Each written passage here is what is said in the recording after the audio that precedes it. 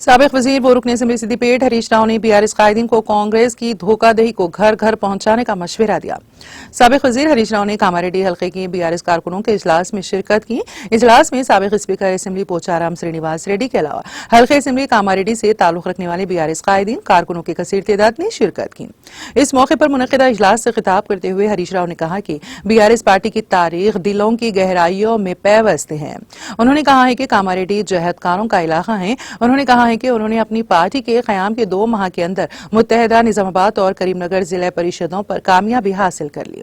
कामारेड्डी और एलारेड्डी इलाकों में तमाम मंडलों में जीत गए। उन्होंने पार्टी कायदीन और कारकुनों पर जोर दिया है कि वो इस मरतबा मुनक़द होने वाले पार्लिमानी इंतखाबात में बढ़ चढ़ कर हिस्सा लेते हुए ज़हीराबाद हल्के पार्लिमान से बीआरएस उम्मीदवार गाली अनिल कुमार को भारी अक्सरियत से कामयाब बनाए।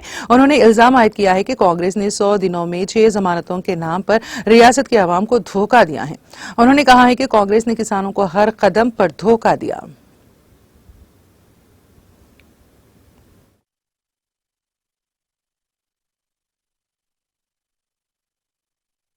ఇప్పుడు హిమాచల్ ప్రదేశ్ లో 5 ఏళ్లు కాదు 6 నెలలకే పడిపోయేటట్టున్నది.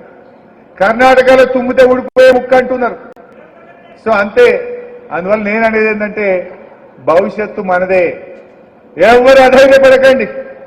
ఏమైనా అక్రమ కేసులు పెట్టినా ఇక్కడ ఉండే నయీంలు గీయంలు మిమ్మల్ని ఇబ్బంది పెట్టినా మేముంటాం అండగా ధైర్యంగా ముందుకు సాగండి.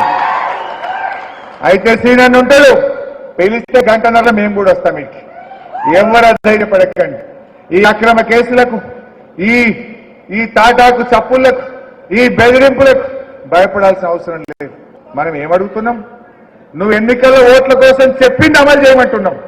ఇచ్చిన మాట నిలబెట్టుకుంటున్నాం. గా పని చేయి. నువ్వు అంతకు మించి అవసరం లేదు. బీజేపీ అంటారా? నాకు తెలిసి తెలంగాణలో మొన్న మత్తు మాట్లాడారు. 2 వచ్చినాయి మాట 8 వచ్చినాయి. గంటేనా కాదా? అది దాంతో ఏం కాదు. దయచేసి బీజేపీ గురించి కూడా వాళ్ళ మోసాలు ప్రజలకు చెప్పండి. ఎందుకు బీఆర్ఎస్ గెలవాలని కూడా ప్రజలకు చెప్పాలి. రేపు అసెంబ్లీలో మేము గర్జించాలంటే, ఈ 6 హామీలు అమలు కావాలంటే, ఈ కాంగ్రెస్ పార్టీ మెడలు వంచాలంటే ప్రశ్నించే గొంతు కావాలి. అది బీఆర్ఎస్ మాత్రమే. ఇది ఉద్యమ పార్టీ. ఇది ప్రజల పక్షాన తెలంగాణ గొంతుకై పనిచేస్తుంది అనేటువంటి విషయం చెప్పాలి. కాంగ్రెస్ వాళ్ళు గెలిచినా బీజేపీ వాడు గెలిచినా వీళ్ళు ఢిల్లీలో పోయి గులాంగిరి చేస్తారు. మన గులాంగిరి చేసేవాళ్ళు కావదు. ప్రశ్నించే వాళ్ళు గొంతెత్తే వాళ్ళే గెలవాలి అనేటువంటి విషయాన్ని కూడా మనం ఇక్కడ చెప్పాలి. అయినా కాంగ్రెస్ దేశంలో ఉన్న అధికారంలోకి వచ్చేది ఉందా? అది 40-50 సీట్లు కూడా గెలిచేట్లేదు. అది గెలిచేది లేదు. ఢిల్లీలో గవర్నమెంట్కి వచ్చేది లేదు. ఈడేం పడిపోయేది లేదు. అందువల్ల మనము గట్టిగా పనిచేస్తే ప్రజల పక్షాన మనం నిలబడగలుగుతాం. ఇక ఎక్కువ టైం తీసుకొని ఎల్లారెడ్డి మీటింగ్ ఉందని సురేందర్ ఏమో వాచ్ చూపిస్తున్నాడు. నెక్స్ట్ 2 గంటలకే ఉండే అక్కడ. బట్ నేను మీతో కోరేది, కామారెడ్డి కార్యకర్తలు గతం గురించి బాధపడకండి. గతం గతహ. ఊకే దాని గురించి బాధపడే అవసరం లేదు. భవిష్యత్తు మీద దృష్టి పెట్టండి. భవిష్యత్తు మనదే ఉంటుంది.